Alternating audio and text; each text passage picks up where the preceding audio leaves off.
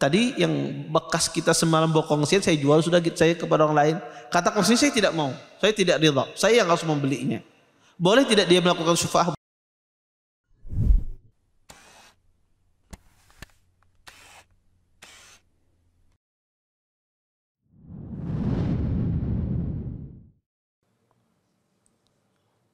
Assalamualaikum warahmatullahi wabarakatuh.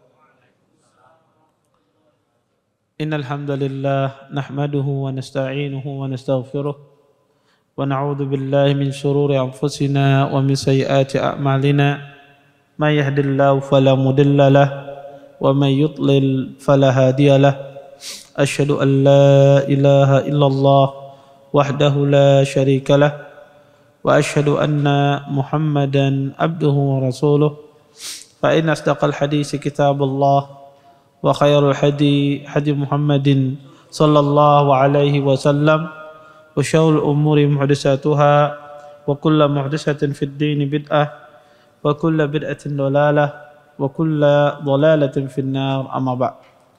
Bapak-bapak, ibu-ibu, ikhwan dan akhwat yang senantiasa dimuliakan oleh Allah Subhanahu wa taala. Alhamdulillah, segala puji bagi Allah Subhanahu wa taala yang telah memberikan kita berbagai macam kenikmatan, di antaranya nikmat iman, nikmat Islam, nikmat kesehatan, nikmat di atas sunnah, sehingga kita semua diberikan kemudahan oleh Allah Subhanahu wa taala untuk bisa berkumpul di majelis ilmu. Mudah-mudahan apa yang kita pelajari pada malam hari ini mendatangkan keberkahan dari Allah Subhanahu wa taala dan kita bisa mengambil manfaat dari apa yang akan disampaikan nantinya. Bapak, Ibu, ikhwan dan akhwat yang dimuliakan oleh Allah Subhanahu wa taala, kita masih pada bab ghasab, ya, bab penjarahan, dan kita masuk pada hadis yang terakhir dari bab ini. Kita baca hadisnya. Wa an Abi Bakrah radhiyallahu taala anhu anna an-nabiyya sallallahu alaihi wasallam qala fi khutbatihi يوم النهر بمنن إن دماءكم وأموالكم وأعراضكم عليكم حرام كحرمة يومكم هذا في شهركم هذا في بلدكم هذا متفق عليه. Dari Abu Bakrah radhiyallahu taala anhu bahwasanya Rasulullah sallallahu alaihi wasallam bersabda, kata beliau dalam khutbah yang beliau sampaikan pada hari raya kurban di Mina, sesungguhnya darah, harta dan kehormatan kalian adalah haram sebagaimananya haramnya hari ini, bulan ini dan negeri kalian ini.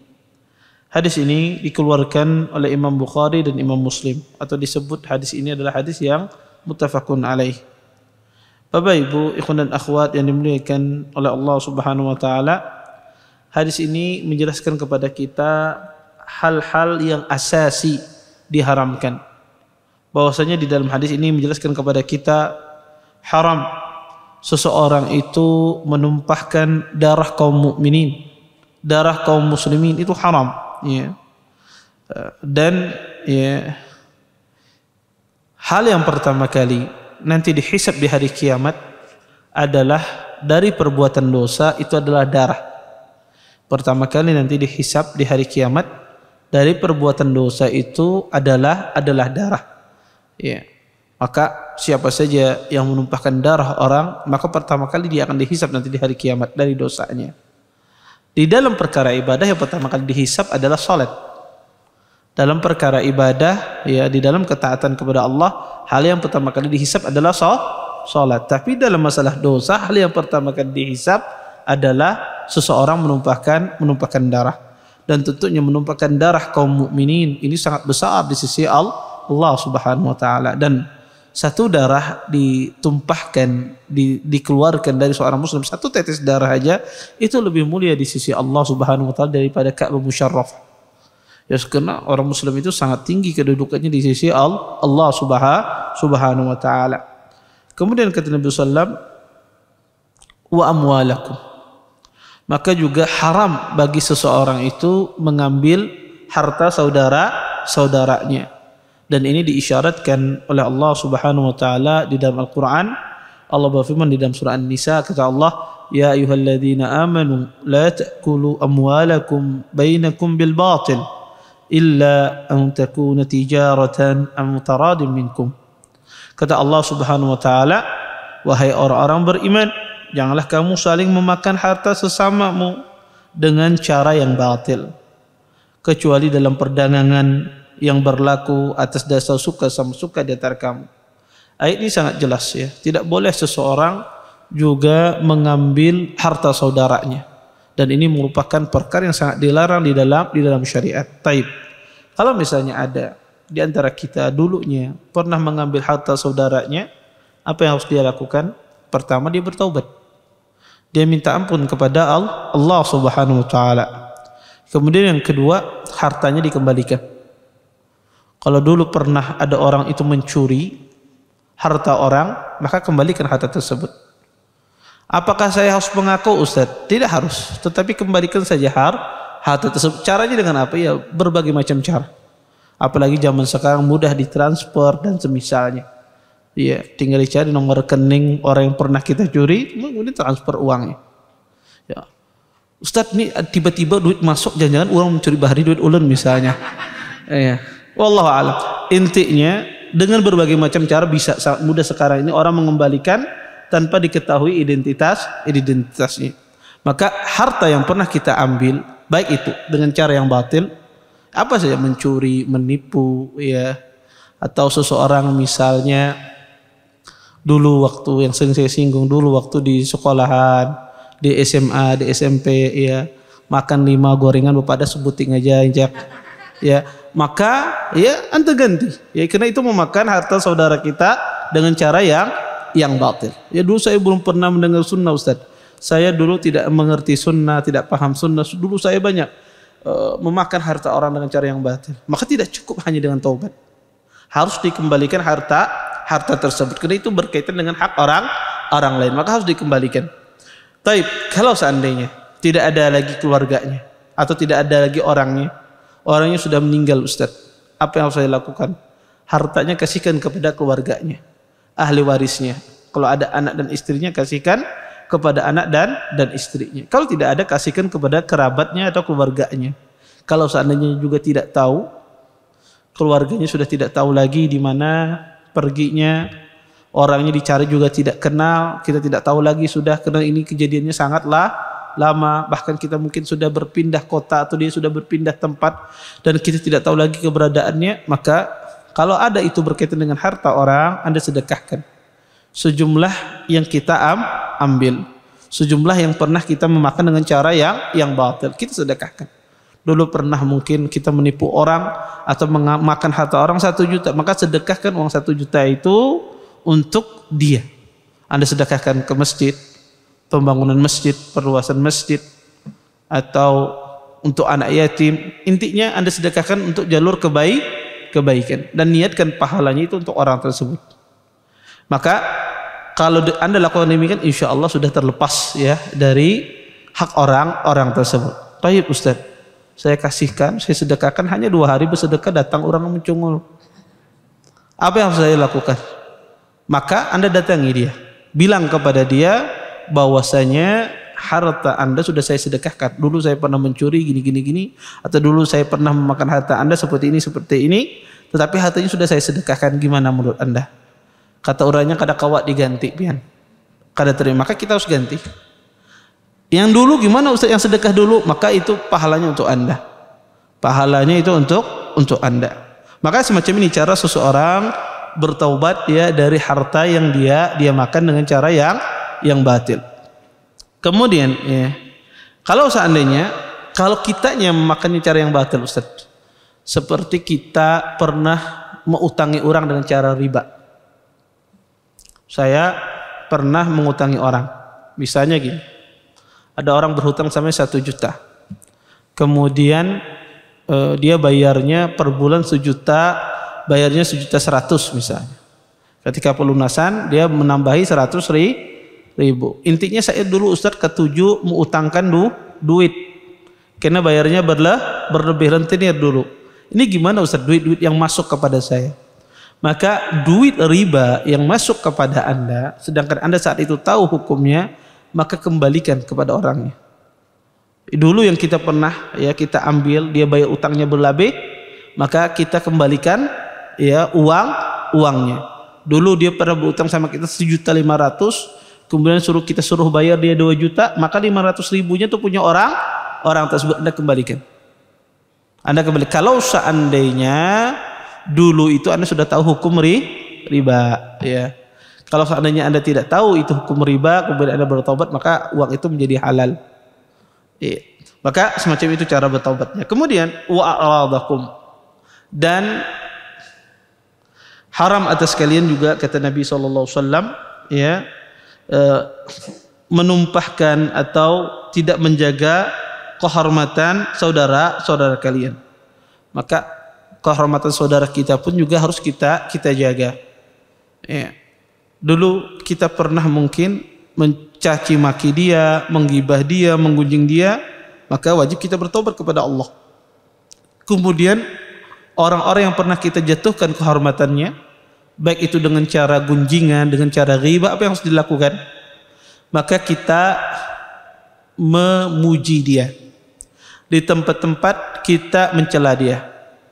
Kalau dulu saya mencela dia di majelis, maka saya puji dia di majelis.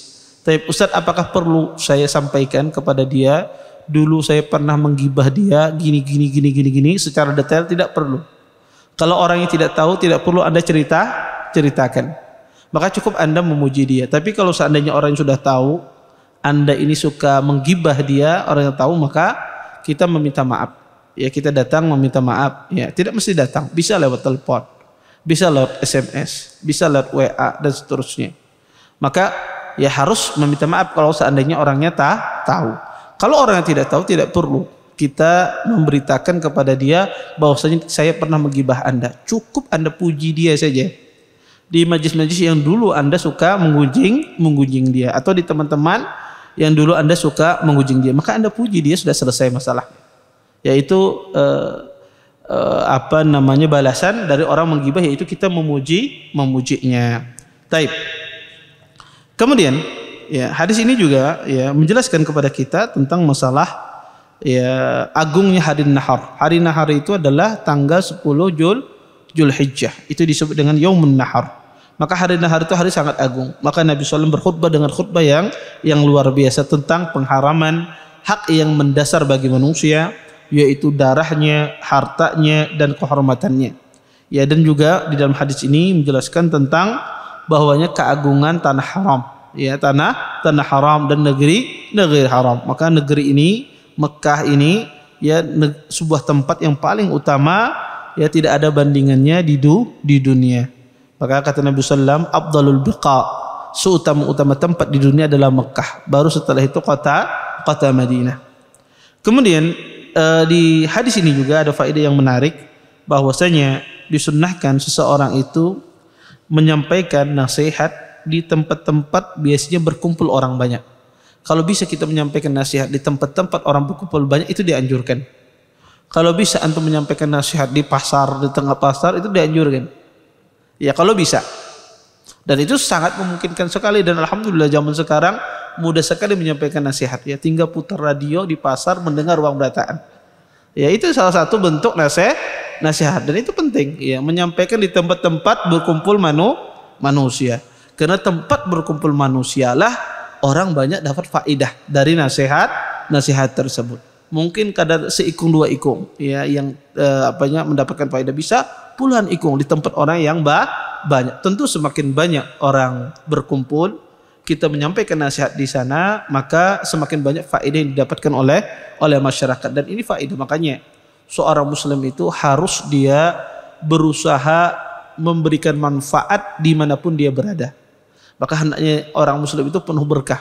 Di mana saja dia berada, dia bisa memberikan faedah. Di warung memberikan faedah ke acil, ya, orang berjual nasi kuning misalnya diberikan faedah. Nah, cara makan yang baik tuh kayak ini, baca bismillah misalnya. Maka di tempat di mana aja dia memberikan nasihat, memberikan faedah, itu baik, ya. Maka kita berusaha di mana saja kita berada, berusaha memberikan faedah kepada orang di sekitar di sekitar kita. Ya, makanya kata Nabi Isa, wa ja'alani mubarakan ainama kuntu. Dialah Allah yang menjadikan aku penuh berkah di mana saja aku berada. Maka kita berusaha di mana saja, di setiap waktu kita berada, kita berusaha memberikan manfaat kepada orang lain. Bersama istri kita memberikan faedah, ya. Sang istri pun juga memberikan faedah kepada suaminya, ya, sebelum tidur. Oh, tadi saya dengar ceramah ini, maka itu baik, ya. Maka berusaha kita waktu kita isi dengan selalu memberikan faedah kepada orang lain. Ustadz, ulun ini sebetulnya banyak banget mendengar ceramah, tapi yang menyangkut di kepala itu sebutin 2 buting aja, ya. Mendengar ceramah puluhan, tapi yang menyangkut sebutin 2 buting, yang lainnya nggak diingat, ya. Tidak ada masalah, apa yang Anda ingat Anda sampaikan. Taib. Kita masuk pada bab baru, yaitu babu asy-syuf'ah. Bab asy-syuf'ah. Apa itu syuf'ah? Syuf'ah itu adalah hak membeli bagian dalam kongsi, ya. Jadi syuf'ah itu di dalam bahasa Arab artinya adalah genap, ya. Syuf'ah itu di dalam bahasa Arab artinya adalah genap, atau lawannya ganjil. Kalau ganjil itu di dalam bahasa Arab disebut dengan al-witru. Innallaha witrun yuhibbul witra. Sesungguhnya Allah itu ganjil, suka terhadap yang ganjil. Yeah. Maka ini kadang-kadang ini dalil untuk ibu-ibu. Pak, cukup 1 saja begini. Jangan 2. Ya, Allah itu ganjil, ya. Suka yang ganjil. Maka syuf'ah itu adalah lawan dari kata ganjil.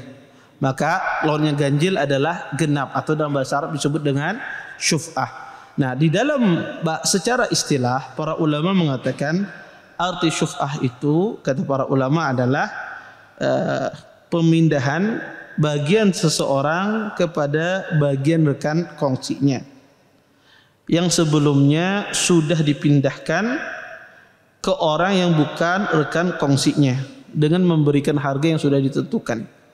Intinya syuf'ah itu adalah seorang kongsi membeli hak kongsinya yang sebelumnya sudah dibeli oleh orang lain. Ini yang disebut dengan masalah syuf'ah. Kita baca hadisnya. An Jabir ibn Abdullah radhiyallahu taala anhu qala qada Rasulullah sallallahu alaihi wasallam bi syuf'ati fi kulli ma lam yuqsam fa idza waqa'atil hudud wa surrifatit turuq fala syuf'ata muttafaqun alaihi wal lafzu lil Bukhari wa fi riwayat Muslim asy-syuf'atu fi kulli syirkin ardin aw rab'in aw ha'itin la yasluhu an yabi'a hatta ya'rid ala syarikih. Wa fi riwayat At-Tahawi qada an-nabiy sallallahu alaihi wasallam bi syuf'ati fi kulli syai' wa rijaluhu thiqat. Dari Jabir bin Abdullah radhiyallahu taala anhu, beliau bercerita, Rasulullah sallallahu alaihi wasallam menetapkan syuf'ah pada setiap benda yang belum dibagi-bagi. Namun jika sudah ditetapkan batas-batasannya dan sudah diatur jalur-jalurnya, maka syuf'ah itu tidak lagi berlaku. Hadis ini dikeluarkan oleh Imam Bukhari dan Imam Muslim, dan lafaz ini adalah lafaz Imam Bukhari. Di dalam lafaz Imam Muslim disebutkan bahwasanya kata Imam Muslim, syuf'ah itu berlaku pada setiap perkongsian tanah, rumah ataupun kebun. Tidak boleh seorang menjualnya hingga dia menawarkan kepada rekan kongsinya. Di dalam riwayat yang dikeluarkan oleh Imam Tahawi disebutkan Nabi SAW memutuskan untuk melakukan syuf'ah dalam segala sesuatu. Kata Hafidz Ibnu Hajar, semua rawinya adalah thiqah. Bapak Ibu, ikhwan dan akhwat yang dimuliakan oleh Allah Subhanahu wa taala, di hadapan kita ini ada 3 riwayat yang disebutkan oleh Hafidz Ibnu Hajar.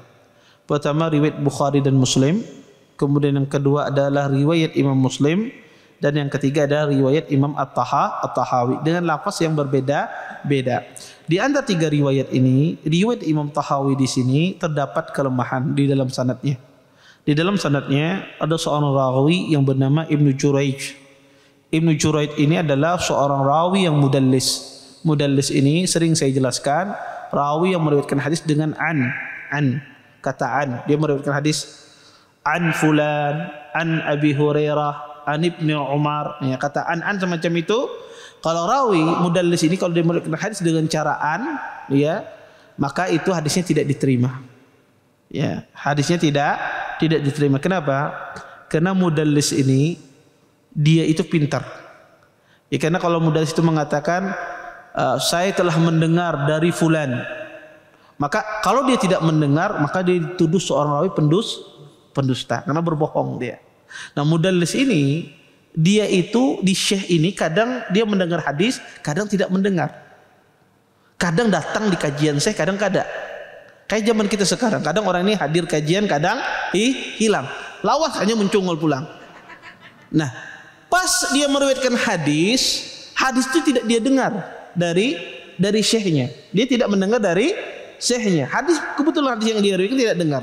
Tapi dia pernah belajar dari syekh ini, sehingga dia riwayatkan dari syekh fulan. Ya, emang hadis itu berasal dari syekh itu, tapi dia tidak mendengarnya. Tapi dia katakan dari syekh fulan. Dia tidak berbohong, hadis ini berasal dari syekh fulan, tapi dia mendengar apa tidak?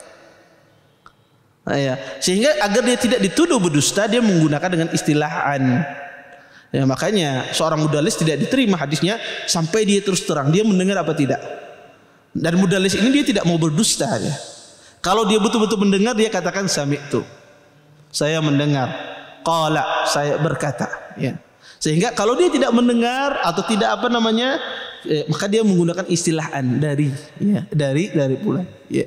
Maka hadis ini sanadnya lemah karena di dalam sanadnya ada seorang rawi yang bernama Ibnu Juraij. Ibnu Juraij ini ya seorang mudallis, ya, dan dia menggunakan di dalam riwayat Imam Tahawi ini dengan lafaz an. Adapun lafaz Bukhari Muslim kedua-duanya adalah lafaz yang sahih.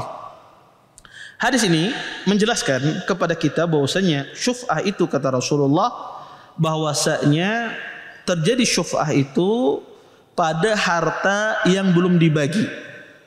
Jadi syuf'ah itu sendiri adalah orang berkongsian. Ada dua orang berkongsi. Contoh, saya berkongsi dengan Ustadz Fulan membeli sebuah tanah. Tanah itu harganya 100 juta, saya kongsian. Saya 50 juta, Ustadz Fulan 50 juta. Kita beli tanah tersebut. Taib. Tanah itu luasnya 20 kali 10 misalnya. Harganya 100 juta. Taib. Maka Ustadz si Fulan itu adalah kongsi saya. Sedangkan tanah itu masih belum dibagi, milik kita berdua. Taib. Kemudian ternyata Ustadz si Fulan ini menjual tanah ini kepada orang lain. Kepada orang lain, orang kaya, dia jual. Ini saya punya tanah dengan Ustadz Haikal, harganya 100 juta, ya, maka saya jual kepada antum, haknya saya, bukan hak saya, haknya saya saja saya jual. Haknya saya jual harganya 200 juta. Kuna Ustadz Syiful, oke, saya bayar, kata orang. Taib. Akhirnya saya berkongsi dengan siapa? Bukan dengan Ustadz ini, dengan orang lain. Saya mendengar, saya tidak terima. Kata saya, seharusnya antum jualnya ke ana, bukan jual ke orang tersebut. Karena kita beli ini berkongsian. Kenapa antum jual ke yang lain? Saya menggunakan hak syuf'ah. Saya datang kepada hakim. Kata saya punya syuf'ah dalam masalah ini. Karena orang ini berkongsian dengan saya. Maka hakim memaksa orang itu harus menjual ke saya. Bagian yang dia beli dari teman saya, dia jual kembali ke saya dan saya bayar. Uangnya 200 juta. Ini namanya syuf'ah. Ya, ini contoh seperti syuf'ah. Atau antum beli rumah. Beli rumah.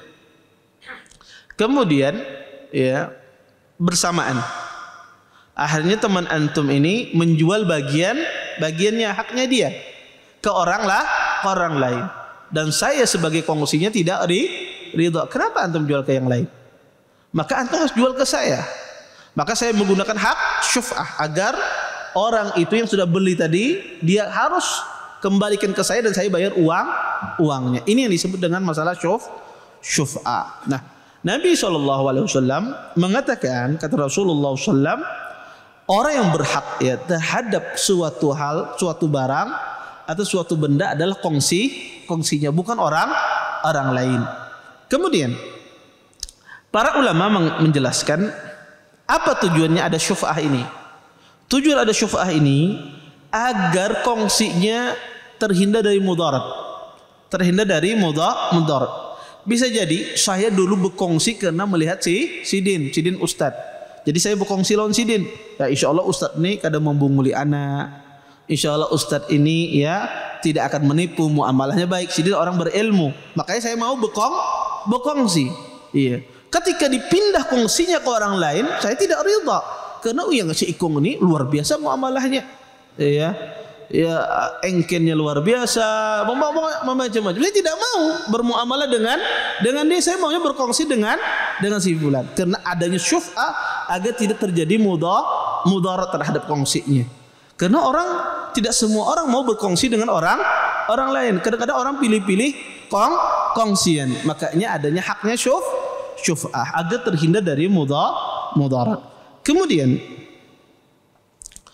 kongsi ini ya, berkongsi ya, ini adalah adanya syuf'ah ini pada sesuatu yang belum dibagi. Pada sesuatu yang belum dibagi. Jika sesuatu itu sudah dibagi, maka tidak ada syuf'ah. Contoh misalnya, saya beli tanah, ya, tanah dua petak atau biasanya perumahan itu istilahnya apa? Kapling ya, 2 kapling ya. Maka dua kapling. Kongsian saya berdua. Tapi setelah itu kita bagi. Kapling ini git ikam, kapling ini git aku. Kapling A git ikam, kapling B git aku. Oke, setuju. Maka ini sudah dibagi. Kalau sudah dibagi, ternyata kawan saya ini kapling B-nya dijual ke orang lain. Kata saya, kenapa ikam jual ke yang lain? Kadang ikam jual lawan aku. Boleh tidak saya minta syuf'ah? Tidak boleh. Kenapa? Karena sudah dibagi. Sesuatu yang sudah dibagi tidak ada syuf'ah. Syuf'ah itu pada perkara yang belum dibagi. Baik. Bagaimana Ustadz kadang-kadang harta itu tidak bisa dibagi. Harta itu kadang-kadang tidak bisa dibagi. Contoh, buulah sumur untuk dibisniskan. Buulah sumur bor di tempat tanah kering. Kemudian airnya dijual. Taib. Sumur kada kawa dibagi, setengah meter ini git ikam kada kawa sumur. Iya. Bagaimana cara berkongsian? Iya. Gimana? Syuf'ahnya ada Ustaz. Maka sumur ini tentu ya tidak akan bisa dia jual ke orang lain. Tidak bisa dia jual dan ini tidak akan bisa dibagi. Maka kalau orang ingin menjual haknya maka dia harus jual kepada kongsinya. Kemudian ya maka di sini termasuk syuf'ah itu baik harta itu bisa dibagi atau harta itu sama sekali tidak bisa dibagi. Berlaku hukum syuf'ah di sana. Kemudian apakah syuf'ah ini berlaku hanya pada rumah, tanah, ataukah kepada harta yang bergerak itu juga berlaku syuf'ah? Terjadi khilaf di kalangan para ulama. Sebagian ahlu ilmu mengatakan syuf'ah ini hanya terjadi pada akarat, yaitu pada sebatas tanah, rumah ya, yang tidak berpindah, yang tidak bergerak. Sebagian ahli ilmu mengatakan tidak. Ya, syuf'ah itu berlaku kepada segala saja, termasuk yang tidak bisa dibagi dari harta yang bergerak. Contoh mobil misalnya. Beli mobil kongsian. Kemudian apakah ada syuf'ah pada mobil? Maka pendapat yang rajih ada. Walaupun dia benda yang bergerak. Kalau seandainya yang tidak bergerak, yang bisa dibagi ada syuf'ah, maka tentunya yang bergerak, yang kada kalau dibagi lebih-lebih lagi ada syuf'ah. Kenapa? Karena mudaratnya lebih besar kalau tidak ada syuf'ah. Oleh karena itu kata para ulama, syuf'ah ini berlaku kepada semua jenis harta.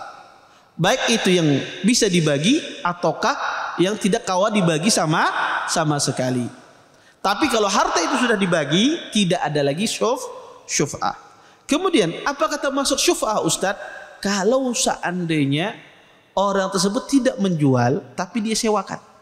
Contoh, saya tadi beli tanah 2 kapling dan belum dibagi. Kemudian saya sewakan bagian saya yang tanah itu. Ya, saya sewakan.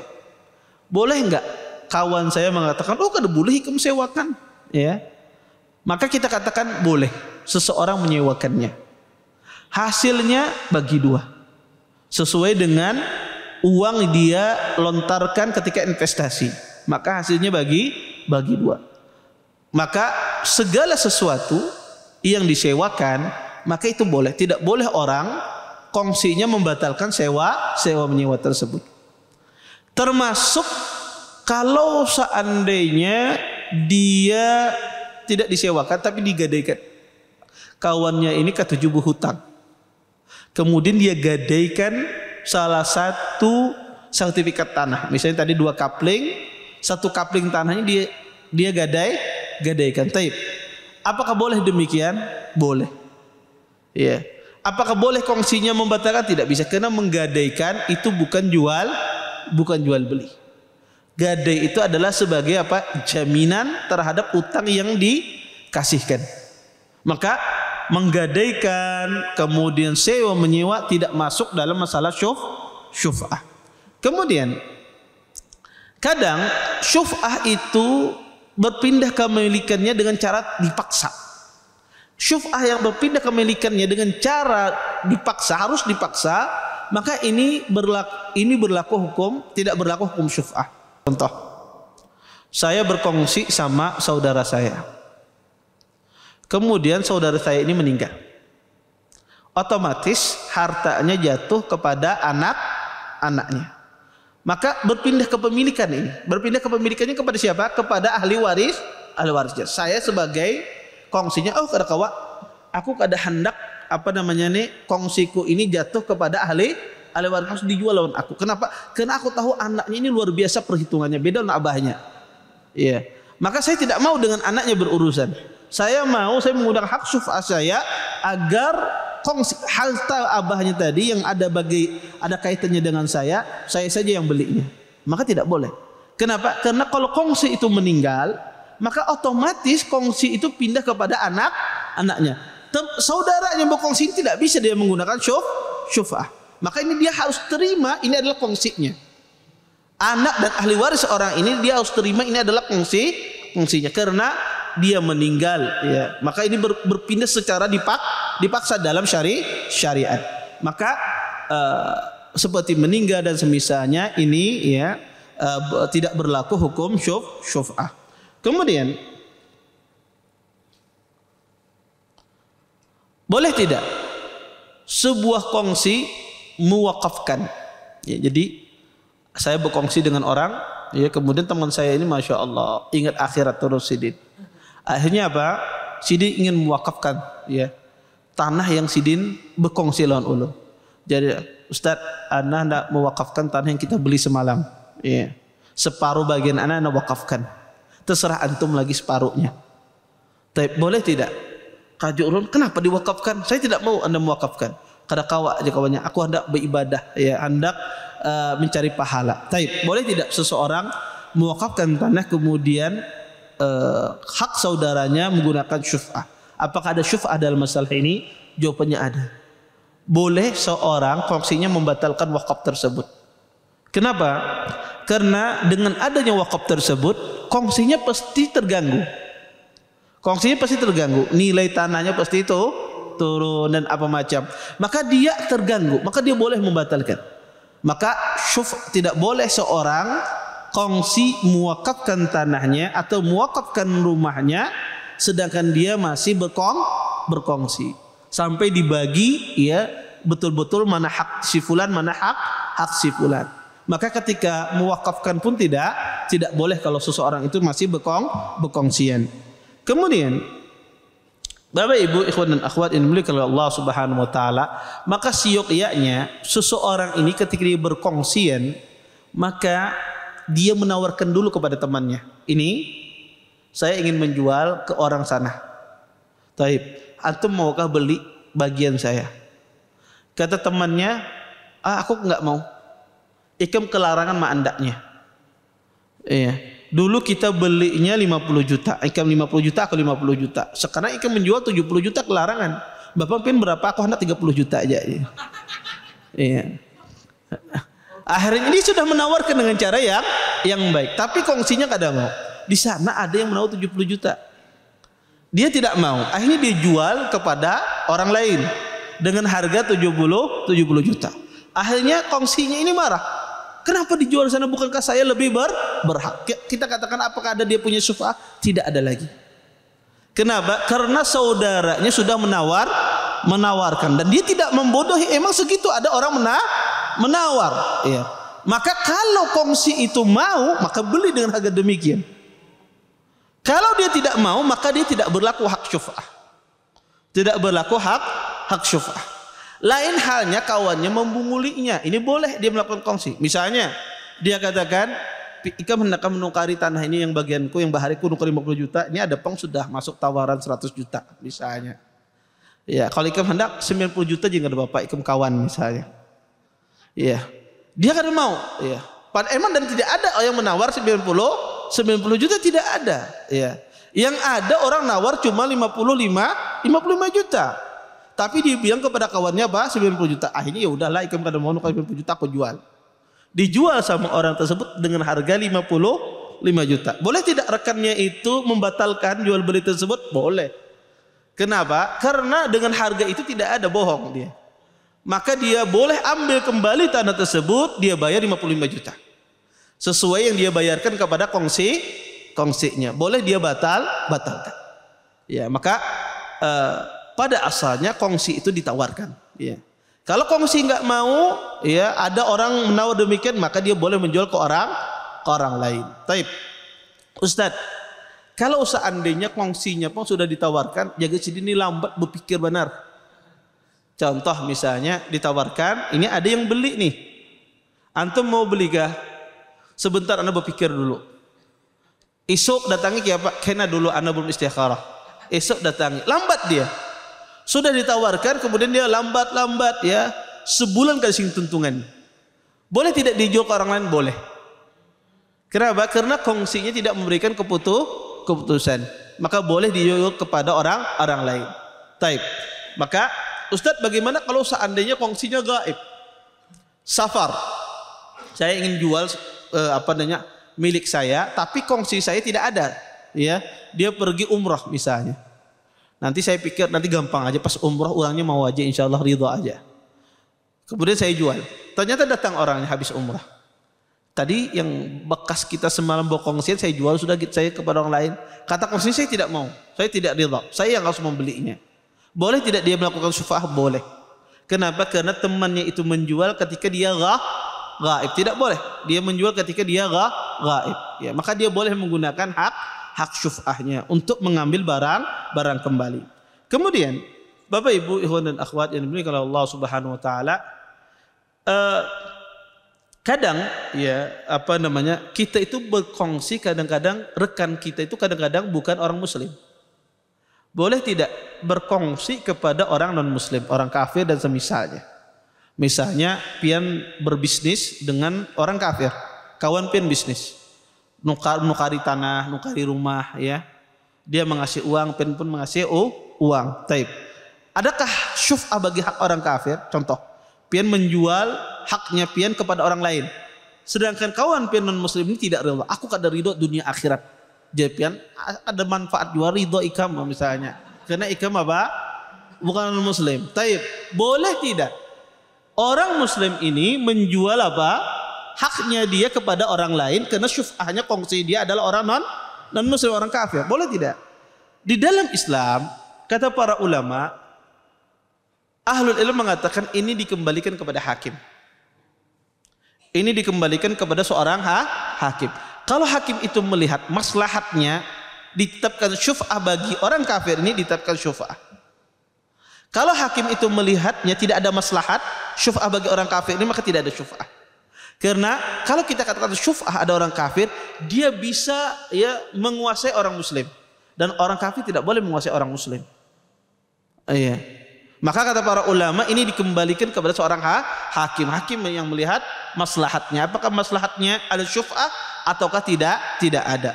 Tentang masalah syuf'ah ini, kadang syuf'ah itu bisa dulunya berbentuk harga, ya, berbentuk harga, dan bisa naik dan bisa turun. Contoh misalnya, kalau seandainya seseorang ketika mengkhitbah seorang wanita, menikahi seorang wanita, kemudian laki-laki tersebut mengasihkan bentuk maharnya dalam bentuk tanah, ya. Ini saya kasihkan maharnya dalam bentuk tanah. Tanah ini luasnya 20 kali 10. Ini untuk engkau. Ini mahar saya. Taib. Dan subhanallah, ya, wanita biasanya di tempat dia itu maharnya adalah 40 juta misalnya. Ya, 40 juta atau 50 juta. Kemudian setelah dan tanah itu dia kongsian. Dia kongsian dengan orang lain. Ya, jadi dia berkongsi, ya, kongsian, ya. Tetapi dia jadikan sebagai mahar untuk istrinya. Taib. Kemudian setelah menikah, kongsinya tahu bahwasanya tanahnya sudah dijadikan mahar kepada istrinya. Boleh tidak si kongsi ini mengambil kembali tanah tersebut? Ya, ini ada seorang laki-laki berkongsi dengan orang lain. Kemudian laki-laki ini menikah, dia jadikan maharnya adalah tanah, dia berkongsi dengan rekannya tersebut, mahar istrinya. Maka tanah itu sudah milik siapa? Milik istrinya. Tetapi kongsinya tidak rida. Boleh tidak dia ambil maharnya? Ya. Maka kalau kongsinya mengambil berarti mengambil mahar istri. Ini gimana di dalam syariat Islam? Maka kata para ulama boleh kongsinya itu mengambil tanah tersebut. Kemudian dia bayar sesuai dengan harga tanah itu. Ustadz, harga tanah itu ternyata harganya berapa? 20 juta misalnya. Harga tanah itu 20 juta. Sedangkan wanita ini maharnya seharusnya 40 juta. Ini gimana? Yang dirugikan di sini adalah pihak wanita, ya. Maka ini masalah pekik. Kemudian para ulama mengatakan bahwasanya hak syuf'ah itu berlaku. Walaupun itu dikasihkan mahar. Maka sang laki-laki tadi, kongsinya tadi, boleh dia mengambil tanah itu dari wanita ini. Kemudian dia bayar harga itu sesuai dengan harga tanah. Maka kalau harga tanah itu 20 juta, maka dia bayarnya 20 juta. Ustadz, ini maharnya kurang. Wanita ini maharnya seharusnya 40 juta. 20 jutanya gimana? Maka sang wanita menuntut kepada calon lakinya tersebut atau kepada lakinya. Kenapa? Karena lakinya membungulinya. Iya. Ya, istrinya menyangka harganya berapa? 40 juta. Ternyata tidak, harganya tidak demikian. Maka sang wanita tersebut, oh saya minta dong. Saya tidak terima dikasih uang 20 juta. Kalau tanah oke, kata istrinya. Tapi kalau dengan uang 20 juta saya tidak mau. Ya karena uang pasti menurun, sifatnya tanah naik. Saya tidak mau. Maka sang wanita dia menuntut kepada calon suaminya atau yang sudah menjadi suaminya. Maka suaminya menambah 20 juta. Ya. Maka boleh juga syuf'ah itu pada mahar, diambil kembali mahar tersebut kemudian diganti. Kemudian tidak berlaku, ya, berlaku syuf'ah, ya. Berlaku syuf'ah itu, ya, pada semua tahayul. Tahayul itu adalah menipu, praktik menipu. Ada seseorang meninggikan harga agar kongsinya membeli pada harganya tidak demikian, maka berlaku syuf'ah di sini. Ya, berlaku syuf'ah, dia membeli sesuai dengan harga yang standar. Ya, maka segala bentuk unsur tipu menipu berlaku di sana padanya syuf'ah. Wallahu taala alam. Mungkin ini yang bisa saya sampaikan. Insyaallah nanti kita lanjutkan lagi lebih detail pada minggu akan datang tentang masalah syuf'ah ini. Kalau ada pertanyaan silahkan. Kalau yang mau bertanya tafadhol.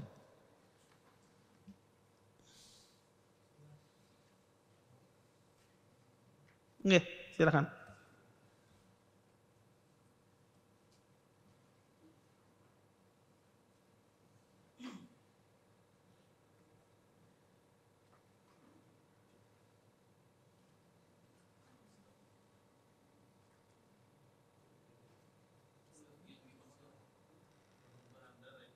pertumpahan darah, ini yang pertama dihisap, apakah yang dimaksud itu sampai meninggal? Karena banyak terjadi pertumpahan darah, misalnya tidak sampai meninggal, sering di daerah kami itu ketika menikah tapi kan tidak meninggal. Nah, itu.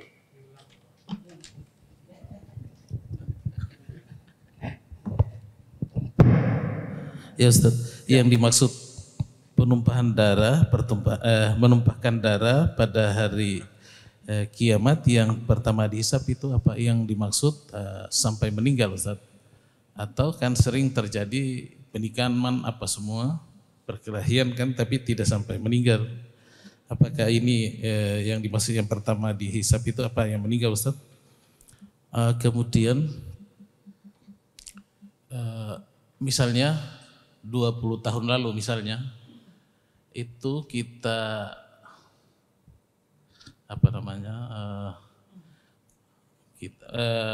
memakan uang korupsi misalnya, tapi nilainya waktu itu taruhlah 10 juta misalnya waktu itu. Kenapa? Misalnya korupsi terjadi 20 tahun lalu, terus kita mau kembalikan, apa kita harus nilai dengan uang sekarang Ustadz? Uang yang sekarang misalnya. Itu aja dulu Ustaz. Baik. Jazakallah khairan atas pertanyaannya. Beliau menanyakan tentang masalah apa yang dimaksud tadi yang pertama kali dihisap itu darah. Apakah itu orang yang sampai meninggal? Kalau kada sampai meninggal misalnya keluar darahnya luka-luka, apakah itu juga akan dihisap di hari kiamat? Maka yang dimaksudkan dalam hadis tersebut awal ma yuhasabu bil abdu yaumil qiyamah ad-dima. Pertama kali yang dihisap bagi seorang hamba di hari kiamat kelak adalah darah, adalah pembunuhan. Adalah pembunuhan. Adapun bukan pada tahap pembunuhan semacam melukai orang dan semisalnya, makanya tidak termasuk di pertama kali dihisap di dalam hadis tersebut. Tapi yang dimaksudkan di dalam hadis tersebut dia akan dihisap di hari kiamat, tapi bukan yang pertama. Segala perbuatan dosa pasti akan dihisap. Tetapi yang dimaksudkan pertama-tama tadi adalah pembunuhan. Wallahu taala alam. Kemudian yang kedua, orang korupsi zaman dahulu. Kemudian dia bertaubat. Apakah dia harus mengembalikan dengan nominal dahulu apa nominal sekarang? Terjadi khilaf di kalangan para ulama dalam masalah ini, ya. Maka wallahu taala alam, ya, pendapat yang paling kuat dalam masalah ini sesuai dengan nominalnya. Kalau nominalnya 5 juta ya 5 juta. Ya, walaupun 5 juta dahulu berbeda dengan 5 juta sekarang. 5 juta dahulu mungkin orang banyak dapat sesuatu. Sekarang 5 juta tidak ada artinya. Sebagian ahlu ilmu mengatakan disesuaikan dengan kadar nilai sekarang. Tetapi pendapat ini juga banyak terdapat kelemahan. Maka yang lebih ahwat, yang lebih hati-hati adalah sesuai dengan nominal yang dahulu. Kalau 5 juta ya ganti 5 juta walaupun nilai uangnya berkurang karena uang itu kan setiap tahun dia mengalami inflasi pasti berkurang. Uang 100.000 tahun ini, tahun depan pasti nilainya berkurang. Kalau tahun bahari keluar di supermarket dapat seranjang, maka tahun dudiknya bisa separuh aja lagi keluar dengan barang yang sama karena uang itu pasti dia akan menurun. Ya. Maka kata para ulama walaupun uang itu menurun tapi tetap dia dibayarkan ya sesuai dengan dia ambil dahulu kala. Wallahu a'lam. Baik. Ini ada pertanyaan. Assalamualaikum warahmatullahi wabarakatuh. Semoga Ustadz dan keluarga berserta kaum muslimin dan muslimat sekalian selalu dalam limpahan rahmat, petunjuk dan hidayah dan lindungan Allah Subhanahu wa taala. Amin Allahumma amin. Amin ya Rabb. Izin bertanya Ustadz di luar tema. Bagaimana seorang anak menyikapi orang tua yang sudah sepuh menonton televisi yang tayangannya berisi film-film India yang kadang disertai penyembahan dewa-dewa. Anak sudah berusaha menasihati tapi beliau malah menjadi marah dan tersinggung. Atas nasihatnya Ustadz, atas jawaban Ustadz, jazakallahu khairan wa barakallahu fikum. Iya, ini muskilah ya kalau seandainya anaknya sudah berhijrah dalam bahasa sekarang, ya anaknya sudah masalah istiqamah tapi orang tuanya belum istiqamah. Ya ketujuh masih nonton film India dan semisalnya. Ya apa yang harus dilakukan oleh seorang anak? Ya tentu seorang anak dia tetap dia berlemah lembut kepada dua orang tuanya. Jangan sampai akibat orang tuanya melakukan dosa atau melakukan perbuatan yang tidak pantas, seorang anak tidak bakti, tidak berbuat baik kepada kedua orang tuanya. Allah Subhanahu wa taala menggambarkan hal ini di Al-Qur'an dengan sangat gamblang. Kata Allah Subhanahu wa taala, "Wa in jahadaka ala an tusyrika bi ma laysa laka bi ilm fala tuti'huma wa shahibhuma fid dunya ma'rufa." Kata Allah Subhanahu wa taala, jika keduanya memaksa engkau, kata Allah, ingin menyekutukan aku, jangan engkau taati, kata Allah. Tetapi wasahibhuma fid dunya ma'rufa, tapi pergauli keduanya di dunia dengan pergaulan yang ma'ruf, pergaulan yang baik. Lihat, tentu dosa syirik ini dosa yang paling besar. Tidak ada artinya dengan nonton film India. Tidak ada artinya dibandingkan dengan dosa syirik. Tetapi Allah Subhanahu wa taala menyuruh kita tetap berbuat baik kepada kedua orang tua kita. Nah, bagaimana cara mendakwahi orang tua semacam ini? Ya tentu hal yang pertama kita terus berdoa kepada Allah Subhanahu wa taala agar Allah Subhanahu wa taala memberikan hidayah kepada orang tua kita. Ya tentu terus kita berdoa di waktu-waktu yang mustajab, di salat kita, ya di waktu-waktu yang mustajab kita berdoa kepada Allah agar orang tua kita diberikan hidayah. Kemudian yang kedua adalah agar ya kita mendakwahi beliau, tentu ya kita memberikan nasihat pada waktu yang pas, pada waktu yang tepat. Ketika sidin lagi himung-himungnya, nah di situ diberikan nasihat. Ya, maka cari waktu yang pas untuk memberikan nasihat. Pasti ada waktu-waktu yang orang itu lagi senang ya. Karena manusia itu ketika lagi senang-senang, hatta disambatin apanya nya kada sarik. Ya pas lagi senang-senang, orang dikasih duit 100 juta, pian sambatin aja kan ketawa-ketawa aja nya kada apa. Ya, karena lagi senang, ya. Karena disitulah masuk nasihat. Maka berikanlah nasihat pada waktu yang pas, waktu sidin bahagia, ya. Maka berikan nasihat di sana. Kemudian yang ketiga, berdakwah itu pelan-pelan, ya, pelan-pelan. Maka cari yang terpenting dan terpenting. Mungkin tidak langsung kita bahas nonton film India ini haram, ada dewa-dewa ini haram, kada boleh, pian-pian bisa nanti masuk neraka, mati syirik, jangan. Tapi kita berdakwah itu dengan penuh hikmah, dengan pelan-pelan. Bisa jadi kita tidak langsung menyinggung permasalahan, tapi kita ajari ilmu. Orang itu kalau dia mau diajari ilmu, itu sebuah kebaikan yang besar. Walaupun dia tetap maksiat, tapi dia mau nih diajari ilmu. Siapa saja orang yang berbuat maksiat, siapa saja orang yang berbuat maksiat, tapi dia mau kalau diajari ilmu, maka ilmu itu sendiri nanti mengeluarkan dia dari maksiat.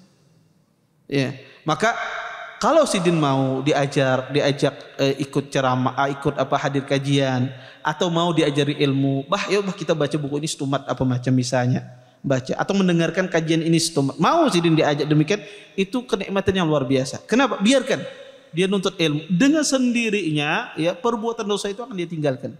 Karena ilmu itu mengubah orang. Ilmu itu mengubah orang, baik itu mengubah sikap, mengubah perilaku, semuanya. Jadi ubah dengan ilmu. Makanya saya katakan, siapa saja orang tua yang belum berhijrah tapi mau dia diajari ilmu. Ya kita bicara ilmu, beliau mau mendengarkan. Kita berpendek tentang ilmu, beliau mau dengarkan. Antum ajari ilmu, kan usah ajari TV itu nonton India itu haram. Ajari saja akidah yang benar. Makna kalimat la ilaha illallah, pentingnya ilmu, pentingnya kalimat tauhid dalam kehidupan. Itu dengan sendirinya dia akan meninggalkan. Dengan sendirinya, apalagi orang tua. Orang tua itu dia memiliki kematangan yang luar biasa dibandingkan dengan anak muda. Ya, maka orang tua itu adalah orang yang usianya 50 sampai 80, itu orang tua. Anak muda itu dari balik sampai usia 30. Maka di sini adakah yang masih muda? Ya, pokoknya kalau di bawah 30 masih muda ini.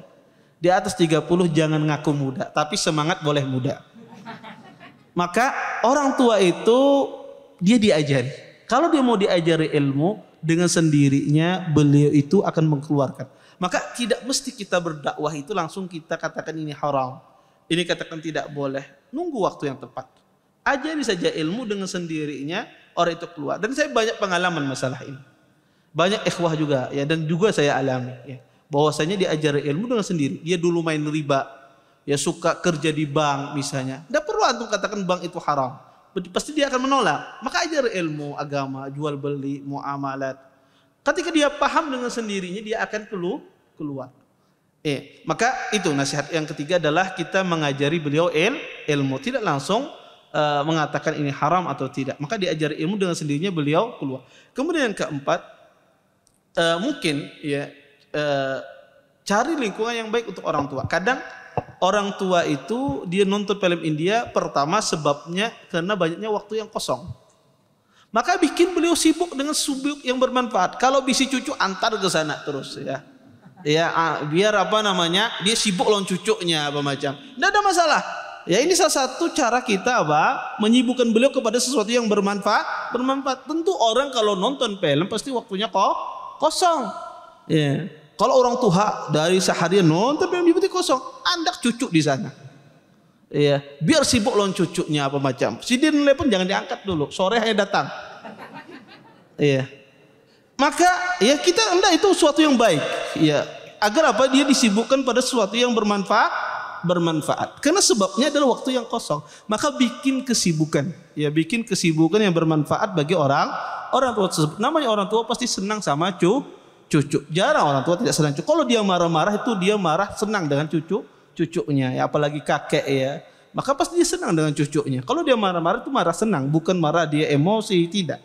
Ya, maka bikin kesibukan. Kemudian terakhir lingkungannya, jadikan lingkungannya lingkungan yang baik, ya, kondusifkan lingkungan, ya. Kalau orang tua itu dibawa kepada lingkungan yang baik, maka dia akan berubah. Ya, dia akan berubah. Nah, ini mungkin arahan ya untuk mendakwahi orang tua yang masih suka nonton film. Taib. Bismillah, assalamualaikum warahmatullahi wabarakatuh. Ustadz, izin bertanya di luar tema. Ustadz, apa yang harus dilakukan bila ada pemberian dari keluarga berupa pajangan dari hewan yang dipermalin atau yang dikeraskan? Syukran Ustadz. Ini hewan yang hidup ya lah, kemudian apa? Dijadikan patung ya. Dijadikan patung, kemudian jadi keras, dia jadi patung akhirnya. Apa hukumnya? Ya.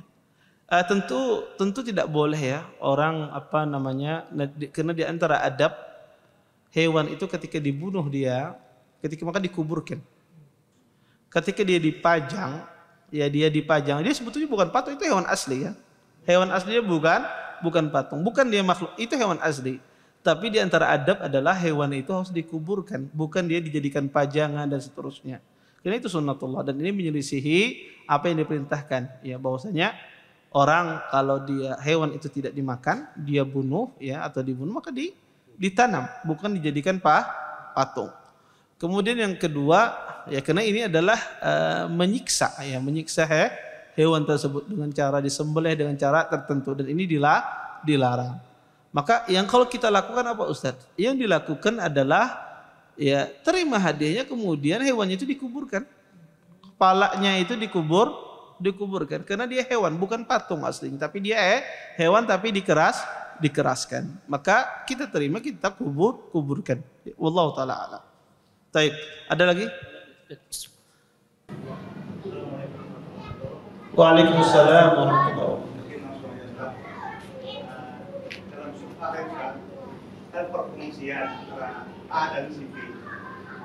Di mana perkongsian itu mempunyai beli tanah tertuang dalam suatu surat satu nama, terus dijual oleh waktu nama itu namanya nama A, si B, terus dijual oleh si A kepada orang lain dengan dusta dan bohong itu.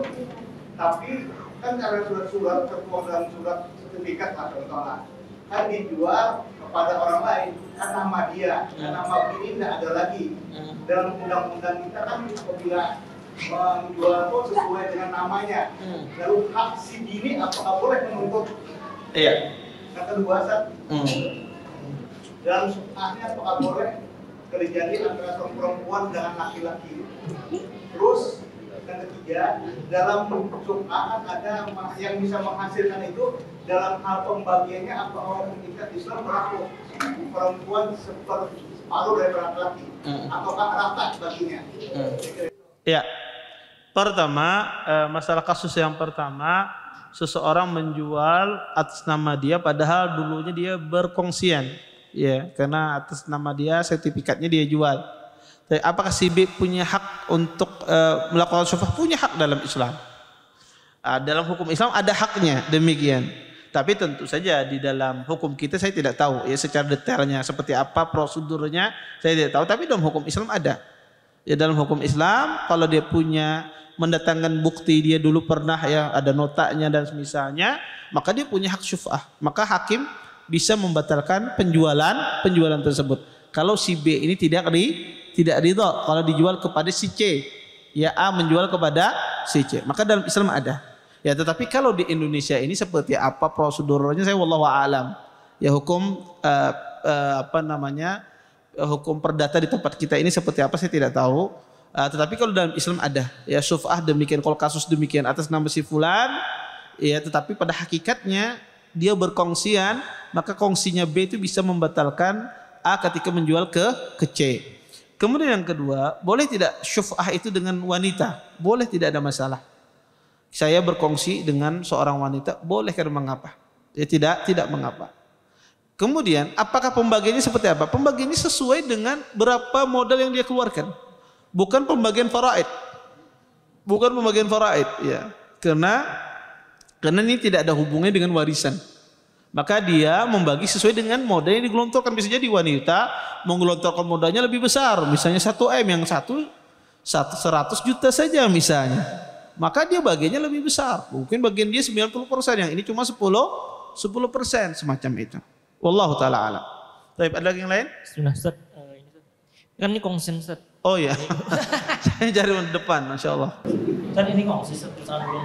Jadi lu sewakan tanah ini kan berapa harganya. Karena keuntungannya kan bagi dua nih. Ini keuntungan bagi dua nih apakah 50-50 atau misalkan ada presentasi lain gitu. Nah misalkan 10 kah, jadi 30 hari gitu. Iya. Berkongsi itu ya, itu sesuai pertama kali dengan kesepakatan berapa bagiannya. Atau juga kadang-kadang orang menyesuaikan dengan berapa modal yang dia keluarkan. Dan biasanya orang berbisnis demikian, berapa modal yang kamu keluarkan, segitulah nanti hitung persentasinya. Kalau orang pintar berbisnisnya. Tapi kalau orang yang mungkin sukarela ingin berbuat baik, ya mungkin terserah ikem aja, atur aja. Ya. Tetapi pada asalnya orang itu membagi presentasi sesuai dengan kesepakatan, dan kesepakatan itu biasanya dibangun berapa modal yang dia keluarkan. Dan syuf'ah itu juga nanti akan saya jelaskan. Syuf'ah itu juga kadang-kadang syuf'ah itu kongsi itu tidak hanya satu orang. Kadang kita berkongsi banyak orang. Nukar tanah ini 10 ikung berkongsi.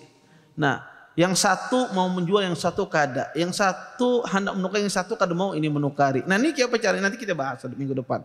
Ketika soal kita punya kongsi itu lebih dari satu orang dan semuanya orangnya unik-unik berataan.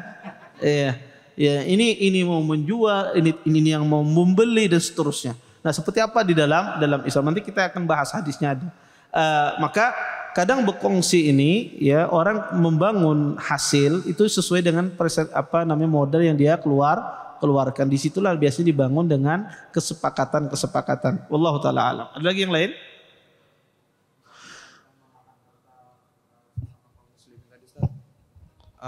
Misalnya di masa lalu lagi kita kecil Ustaz, anak-anak pernah mengambil uang orang tua gitu Ustaz, misalnya dari SD untuk jajan dan lain sebagainya misalnya Ustaz. Kemudian setelah dewasa dan orang tua kita sudah meninggal, kita baru dulu kayak gitu Ustaz. Hari raya bermaaf-maafan Pang, cuma maksudnya secara nilai dan lainnya mungkin sudah lupa dan lain sebagainya gitu Ustaz. Dan ahli warisnya kan kita juga kayak gitu Ustaz. Jadi gimana Ustaz? Iya. Insyaallah khair Ustaz. Jazakumullah khair atas pertanyaannya. Mungkin banyak yang merasa. Ya ini mewakili banyak orang pertanyaannya. Gimana Bahari mencuri-curi duit umi ya, duit ibu kan, apalagi duit abah injak ya di kantong, si dia injak ada berhitung ya, ambil 10.000 ada tahu. Nah ini gimana kalau sudah ternyata orang tua meninggal terus kita pernah mencuri uang tersebut? Tetap dikembalikan. Karena itu adalah harta orang tua. Beda halnya kalau orang tua mengambil harta anak. Harta anak adalah harta orang tua. Anta wa maluka li abik. Tapi kalau anak mengambil harta orang tua, tetap dikatakan dia mengambil. Tapi kalau dia masih kecil, ya belum balik, tentu dia dimaafkan. Ya tentu dia dimaafkan. Terus apakah dikembalikan? Tidak perlu dikembalikan. Kalau dia masih kecil belum balik. Ya kenapa? Karena yang bertanggung jawab adalah orang tua itu sendiri. Tapi kalau dia sudah balik, ya anak itu sudah balik ngambil uang orang tuanya, maka wajib dia kembalikan. Ustaz, nanti kan yang ahli warisnya ulun juga. Kalau Anda ahli waris tunggal, bisa jadi harta yang Anda curi tadi orang tua Anda bersedekah. Ya. Oleh karena itu kita hitung berapa uang dulu yang kita curi misalnya, atau yang kita ambil misalnya. Kalau kita sudah balik, kalau belum balik tidak. Karena belum balik itu masih tanggung jawab orang tua, sehingga dia tidak menanggung dosa. Tapi kalau sudah balik, dia mengambil punya orang tuanya, wajib dia kembalikan dan dia sedekahkan. Ya misalnya mengambil 100.000, kalau kita hitung, ya kita sudah bersedekah 100.000 untuk orang tua kita semacam itu. Wallahu taala a'lam. Baik, ada lagi yang lain? Cukup? Iya. Saya kira cukup. Kita tutup dan doa kafatul majelis. Subhanallahumma bihamdika asyhadu an la ilaha illa anta astaghfiruka wa atubu ilaik. Assalamualaikum warahmatullahi wabarakatuh. Terima kasih. Jazakumullahu khairan wa barakallahu fikum. Video ini dibuat atas partisipasi dari donasi Anda. Semoga menjadi amal jariah bagi Anda semuanya.